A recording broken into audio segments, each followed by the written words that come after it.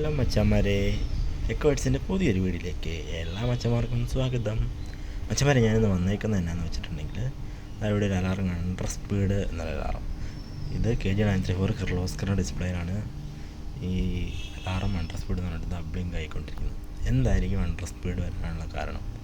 പല കാരണങ്ങൾ കൊണ്ട് അണ്ടർ സ്പീഡ് വരാം. അതിനകത്തൊരു കാരണം ഞാൻ പറഞ്ഞുതരാം. അതായത് നമ്മുടെ എഞ്ചിൻ്റെ വോൾട്ടേജ് സെൻസ് ആയില്ലെങ്കിൽ അണ്ടർ സ്പീഡ് അലാറം കാണിക്കും.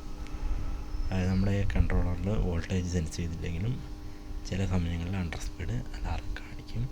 അതുപോലെ തന്നെ എൻജിൻ 600 RPM മേലെ സ്റ്റാർട്ടിങ് പിക്കപ്പ് ആയില്ലെങ്കിൽ അപ്പോഴും അണ്ടർ സ്പീഡ് അലാറം കാണിക്കും.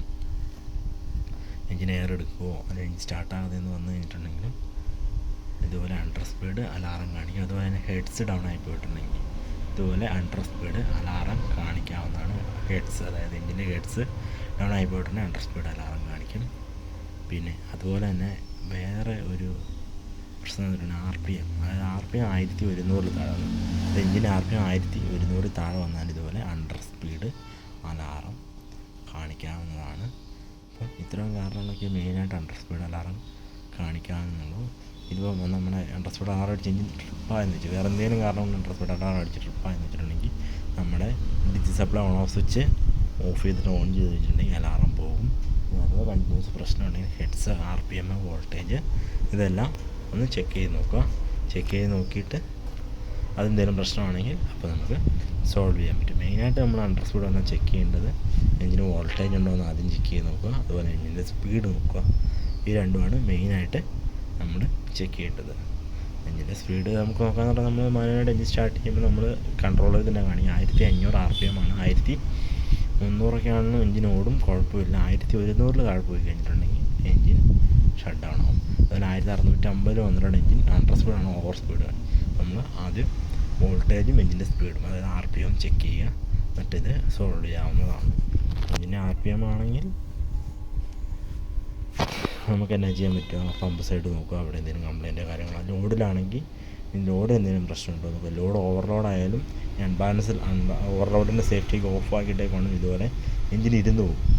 ഇത് ഓവർലോഡൊക്കെ വന്നു കഴിഞ്ഞിട്ടുണ്ടെങ്കിൽ എഞ്ചിൻ ഇപ്പോൾ നമ്മൾ ചില സൈറ്റുകളിൽ ഓവർലോഡ് ഇതുപോലെ ഓഫാക്കിയിടാറുണ്ട്. അതായത് അത് എല്ലാവർക്കും ഇല്ല, ചിലപ്പം ചില കസ്റ്റമർ നമ്മോട് ഇങ്ങോട്ട് പറഞ്ഞിട്ട് അവർ നമ്മൾ ഓഫാക്കിയിടാറുണ്ട്. അപ്പോൾ അങ്ങനെയുള്ള സൈറ്റിൽ ഇതുപോലെ എഞ്ചിൻ ഇരുന്ന് പോകുമ്പോൾ അണ്ടർ സ്പീഡ് അലാറം കാണിക്കാൻ വേണ്ടി, അത് എഞ്ചിൻ RPM കുറഞ്ഞ് ഇരുന്ന് പോകും. നമുക്ക് എടുക്കാൻ പറ്റുന്ന ലോഡ് കൂടുതൽ എടുത്തു കഴിഞ്ഞാൽ അതുപോലെ ഇരുന്ന് പോകാൻ സാധ്യതയുണ്ട്. അപ്പോഴും ഈ അലാറം കാണിക്കും.